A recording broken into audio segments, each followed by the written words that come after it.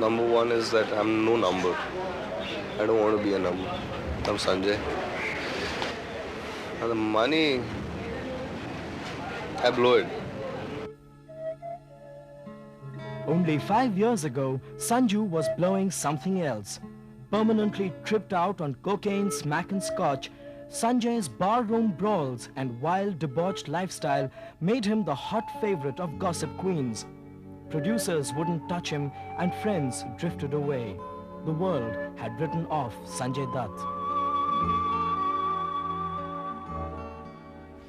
I don't know, I think I saw myself dying and I had got fed up of the idea of hiding and running and people looking down at me and running into bathrooms and stuff like that. And you know, I was falling sick, so I ultimately decided and I said I need help from my family. He used to be pretty zapped. So he'd be sort of, my director used to tell me, I said, don't touch him. I was supposed to slap him in one scene. She says, don't touch him. Just sort of wave your hand in front of his face like that. If you touch him, he'll fall. His comeback was straight out of the movies. Down and out actor, first film flop, surrenders himself to drugs, loses mother to cancer. Things hit rock bottom. Enter a director, makes him relive the pain on screen. As the audience fights back the tears, a star, a superstar is born. And behind the screen, the love-lorn poet from Sajan and the sensitive lover from Sadak was pumping iron.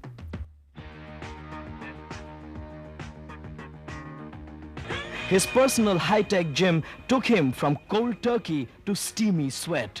With a new lease of muscles and machismo, Sanju's histrionics are not just muscle deep.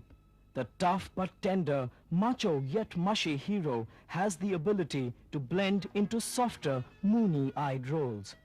Sanju is a human being I know since I was about 6 years old.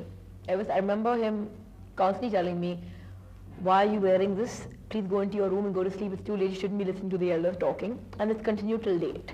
I dread meeting him outside in a disco because every time I see him, it's like, what are you wearing and what are you drinking and why are you out so late and go back home, and it's like that.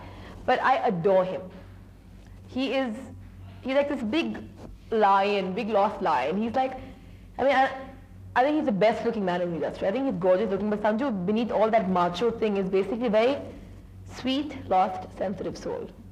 You hate me for saying that, but it's true.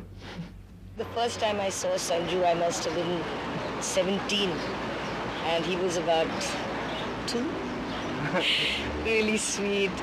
And he came dressed like a thorough little Lord Fauntleroy kind of things, you know, little shorts and shoes and socks and little bow tie with a jacket.